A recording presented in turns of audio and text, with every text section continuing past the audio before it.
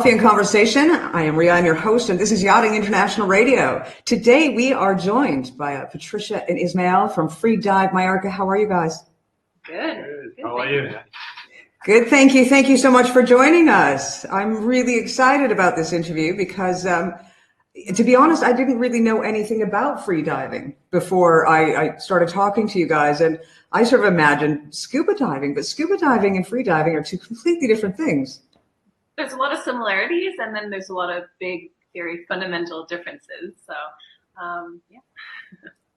Well, I mean, basically the difference, there's a major difference, is the fact that freediving is without any equipment. Exactly. Well, the only equipment that we have is basically your lungs, right? Which replaces the tank. And then we have just fins, mask, snorkel, wetsuit if the water's cold. In warmer places, you don't really even need it. So it's quite as we say, freediving, it's freeing. You're free of all the heavy equipment, which is absolutely fantastic. Yeah. Yeah, I can imagine. Well, tell me a little bit about yourselves. Where are you from originally?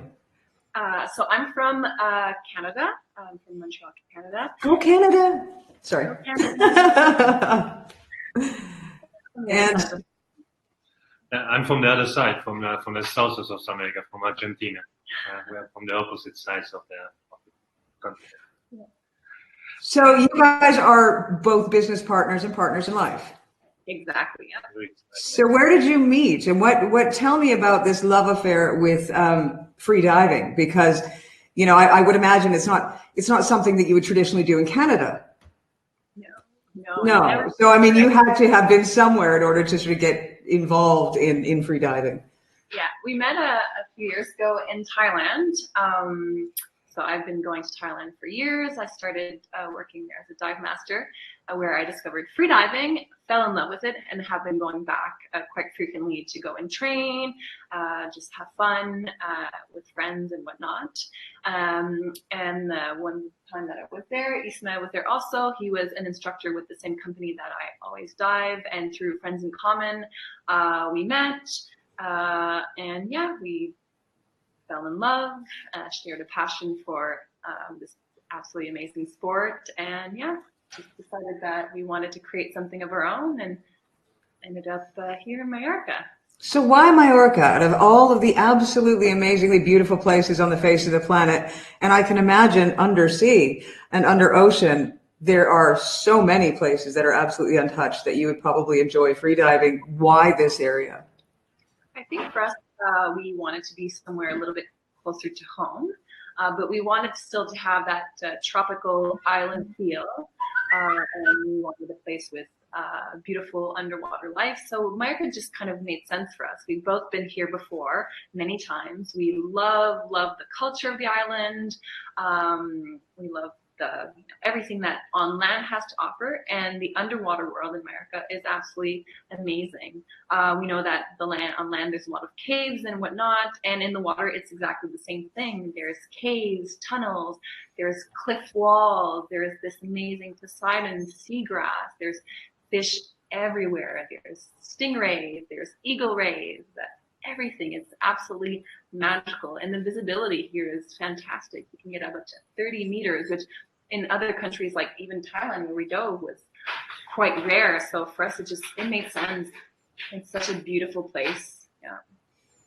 Well, I mean, as far as there's a lot of talk about pollution, I mean, we're very big on the environment from Yachting International Radio. The yachting industry as a whole is very big into the environment as well. We have heard a lot. I mean, there's always a lot of plastic on the ocean, on the beaches here, and throughout Europe. Have you seen much garbage where you go freediving? I mean, because it is quite a bit deeper than just shallow water off the beach. You guys are going out further. Have you seen any remnants out there? Yes, unfortunately, there is quite a lot. Especially, we always dive out of calas, so it always tends to end up in the calas and kind of just gets stuck in there. And we always try to grab whatever we can and stuff it in our belts or whatnot, or in our buoy.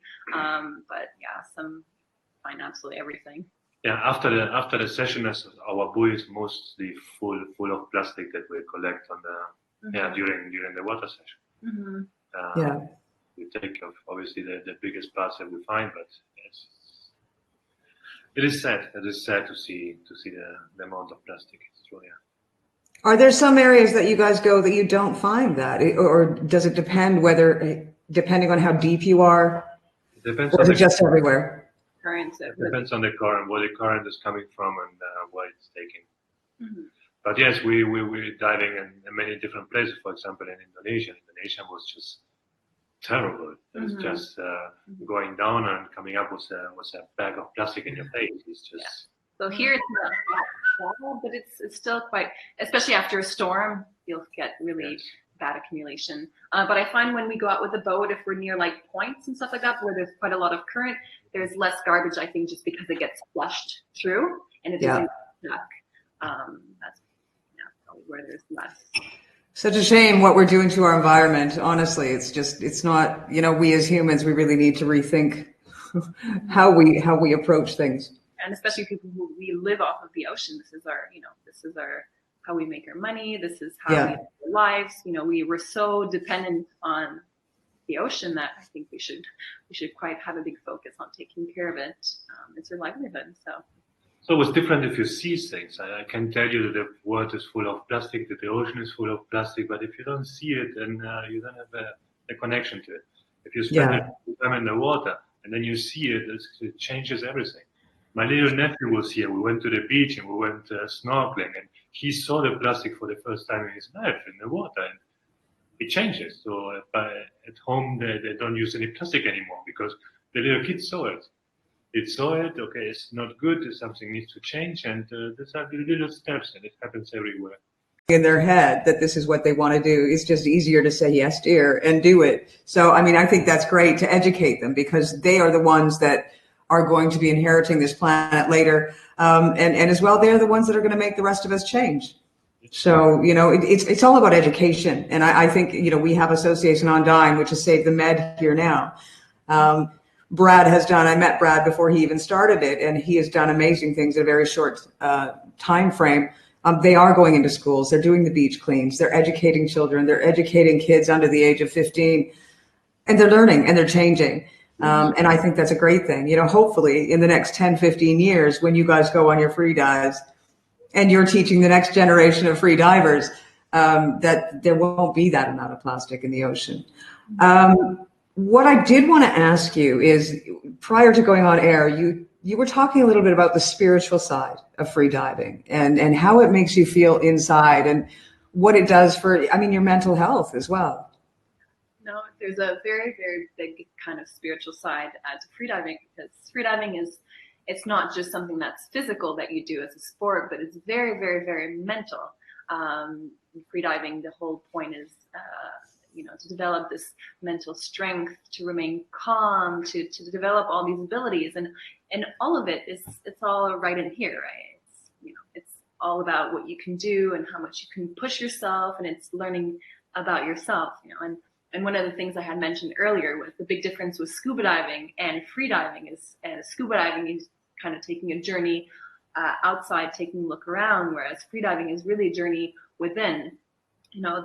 You're in complete silence, and it's just you with your thoughts of what's going on, what am I feeling in my body, I don't like this is not normal, to kind of accepting a lot of things, and to learning self-control, self-awareness, and developing these capacities that we all have. Sometimes we just need to train them and kind of develop them, and freediving is such a good way to do so. It's really, I imagine it would sort of be like meditation.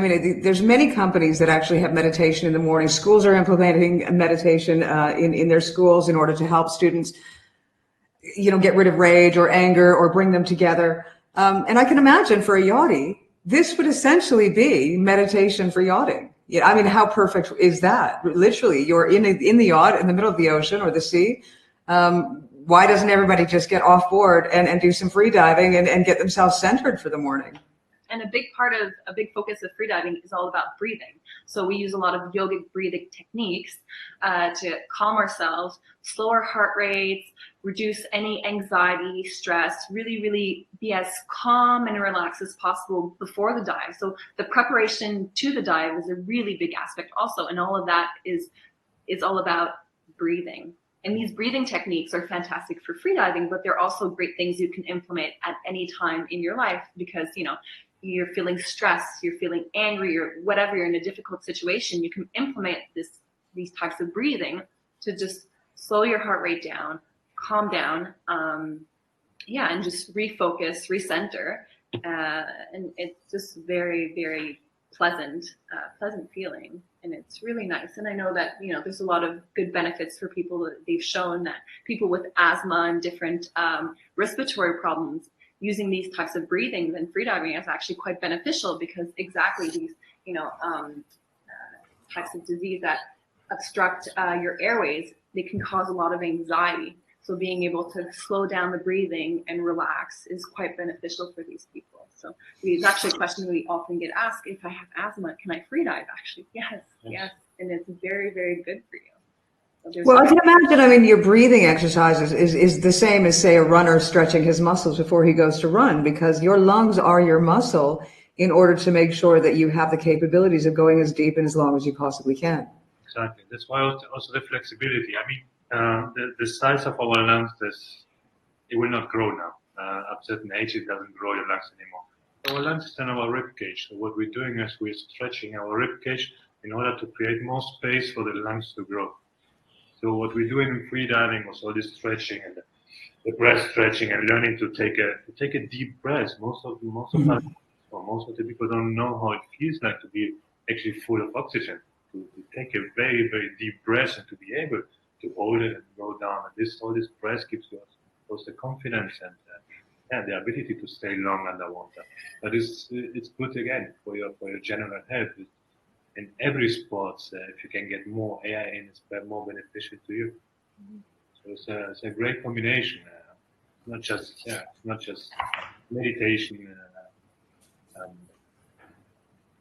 Yes, also to eat right, and to listen to your body and to listen to what your body really needs. There's a lot of things that combination makes this kind of sport great. It changes our both life. And I think so this freediving is one of those things that it's a lifestyle. It is because, you know, in freediving, your main tool is your body. Right.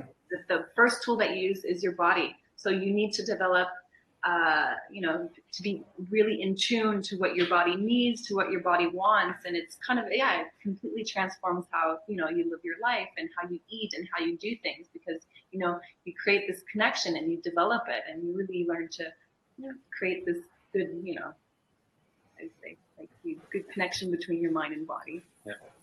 So, I mean, if somebody was coming to you and they'd never ever done freediving before, you know, excuse me, they were basic swimmers, where would you start with them? I mean, what would be the first steps? Would they be right in the water, or would there be some kind of body training and learning how to breathe and putting your face in the water? You know, I don't know.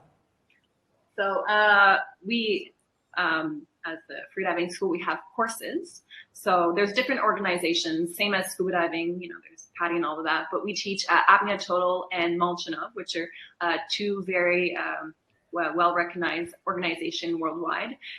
So somebody who has no experience whatsoever, they would come and take the first level course.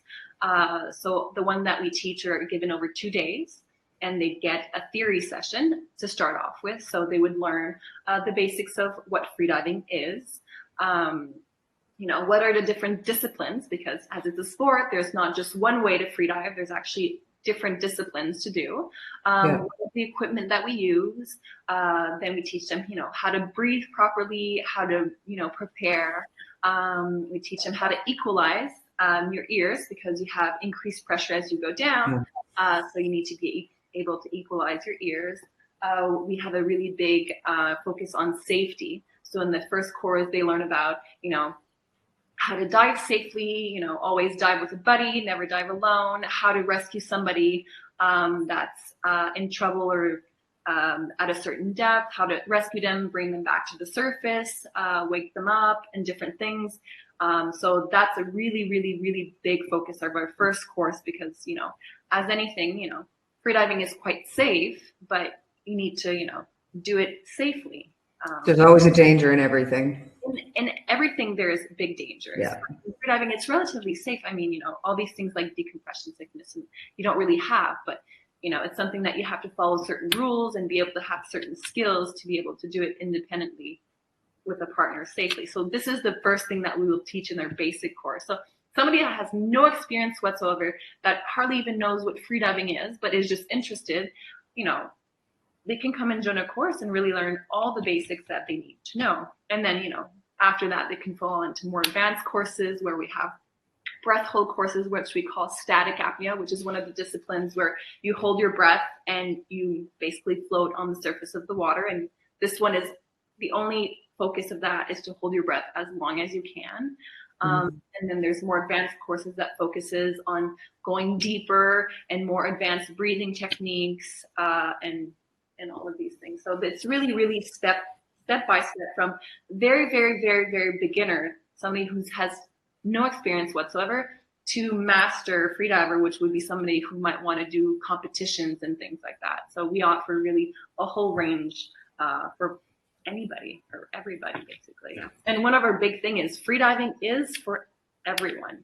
That's why, really yeah, that's good.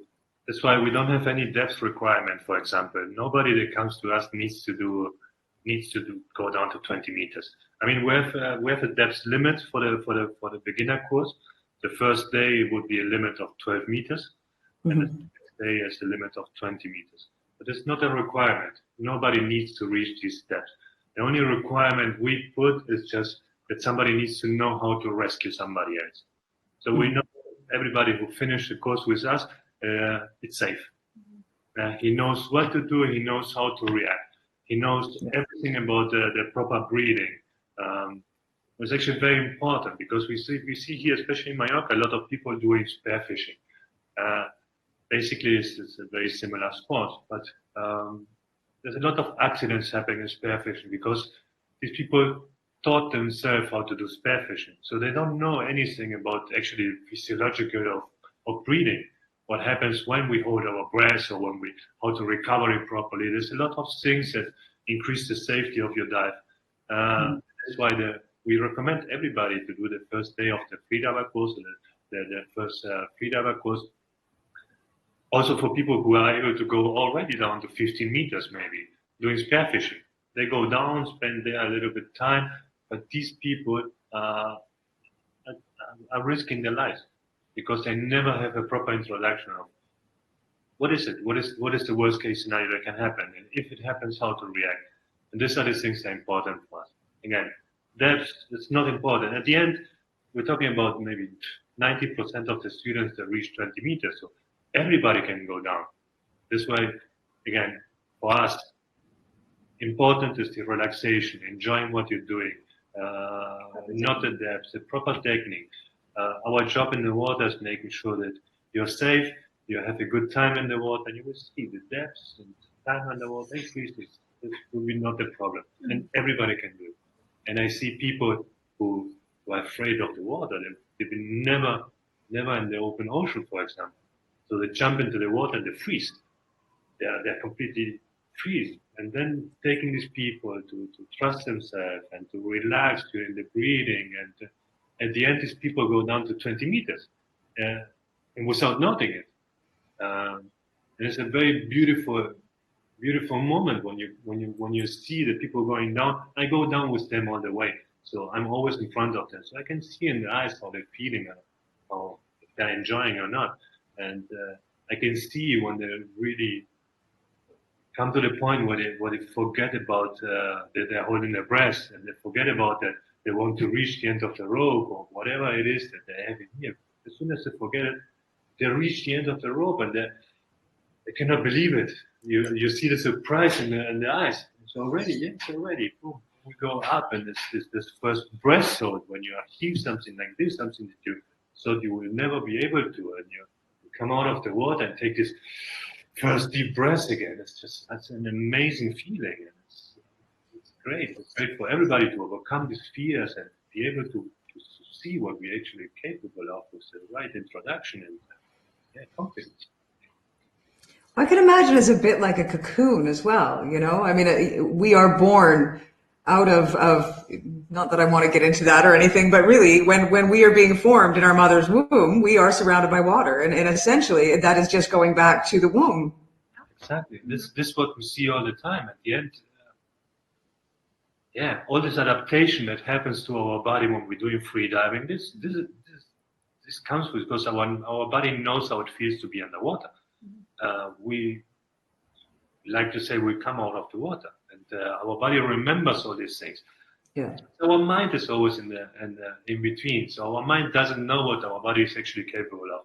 So what we learn is just to listen to our body.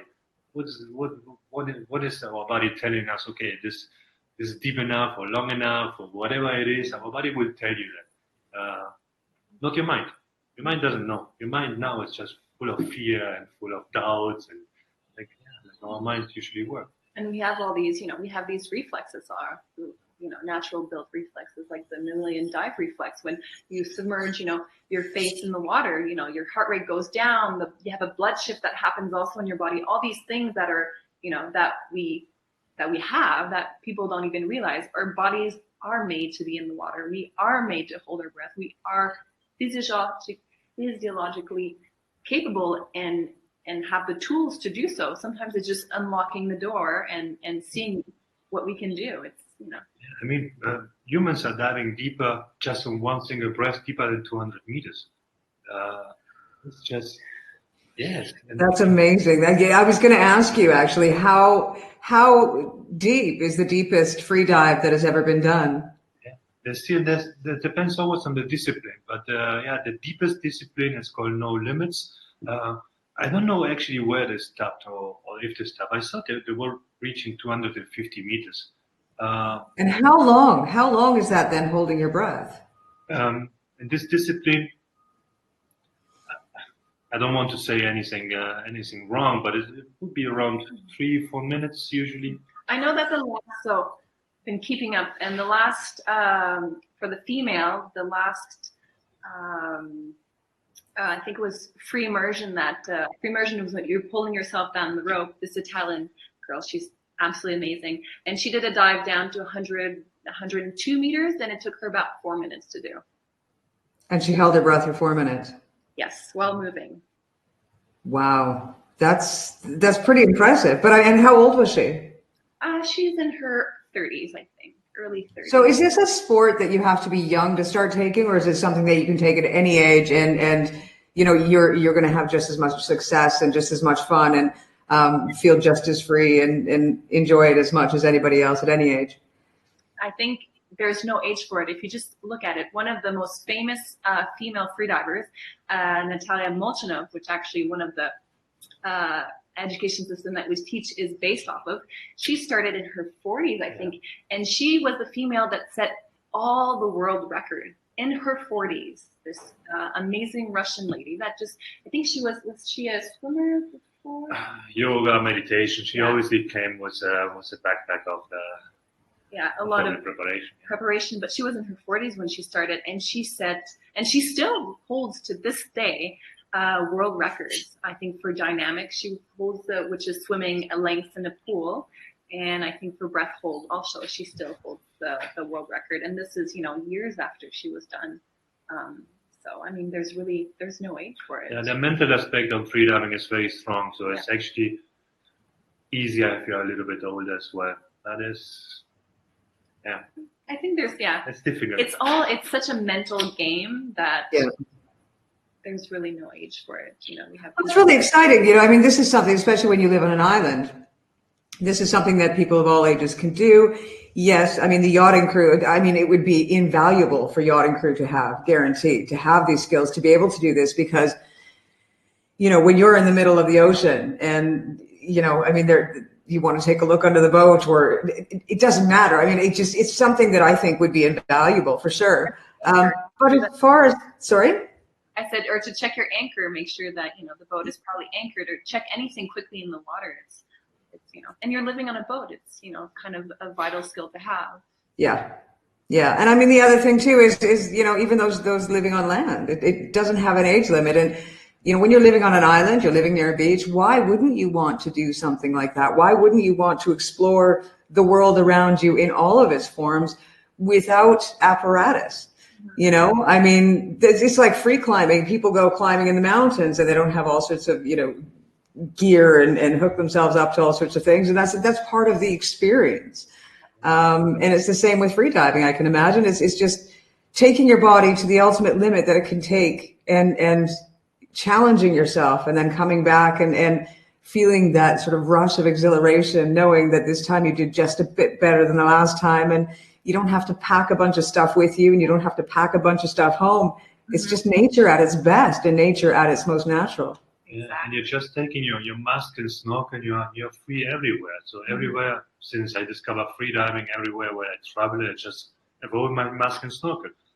And just go out and enjoy.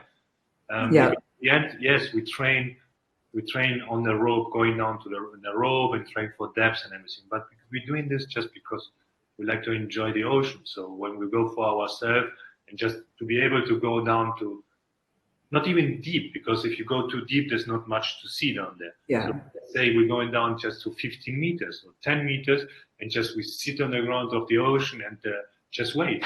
And if you wait for a couple of minutes down there, then the marine life will come because they're very curious. So you're always surrounded by marine life, or going to the cave, going into a dark space, holding your breath. It's a very special sensation, and it's so enjoyable. And it's just, again, we have everything that we need for it. We are completely prepared. The only thing we need to learn is just the right technique, how to prepare yourself, how to calm down your mind and enjoy it, and that's it. We have everything. Just with these tools, everything changed. And it's so easy to do, as you said. There's not really much material to have with you, you know. So it's very, you know, you can bring everything with you, pack it in the car or on the boat. I mean, we've done courses everywhere on the island where we just pack our van and we just go to different calas, sit out on the cala, have the most breathtaking views, you know, minimal material, or we go on, we've had chances where we've gone on yachts with our material. Again, we don't have so much, teach on the yacht, go out for diving. It's, you know, it's really flexible, you know, it gives you a really big sense of freedom with it too. You know? It sounds absolutely amazing. And you might have to put me on a beginner course one day. Do you know what? To be honest, I'm not afraid to be underwater. Underwater is probably one of my most favorite places in the world because, as I said, it's peaceful and it's beautiful and it's calm and it's quiet, and there's no people, which makes it nice. So. Yeah. I have it all the time. As soon as I put my head in the water, everything is off. So it doesn't matter how many problems you have outside. We're building up this company, so at the beginning there's a lot of things you need to think about it, and if I spend 2 days out of the water and I miss it, then for me it's just putting the head out and it's everything else is gone. And it's just in the water and your body and enjoying and feeling, and it helps a lot. It helps a lot to get more energy to be able to do whatever you need to do afterwards. Quiet, very, very quiet. Yeah, and you know what? I think sometimes everybody needs just that little bit of quietness in their ears, because that transfers down to your soul and to your heart and to your body. And I think it's important in today's day and age to have that time. Yeah, your you time. Yeah. Well, guys, we're going to wrap it up because I know you guys are busy and it sounds like you want to get out in the water. Do you do this all year round? Actually, I want to ask. We do it mostly in the summer just because the conditions are nicer. We are here most of the year, so we go out like on request, especially in the winters. But in weeks like right now where it's crazy winds and huge waves, we don't really go out. But definitely from April to November, we're out all the time. And then when it gets a bit colder, we just suit up properly and go when the weather permits. Exactly, the conditions makes. Mm-hmm. Yeah. So it is possible to do it 12 months a year, and you can always travel and do it. You don't necessarily have to be here to do it. You can take off and go on a holiday and do it in the Caribbean or Thailand. I live in Canada on Lake Ontario in the middle of the winter, you know. Okay, that's crazy. That's just crazy talk. That's like saying we go to the Arctic and do it in the middle of the winter. They do. They do as well. Yeah, okay.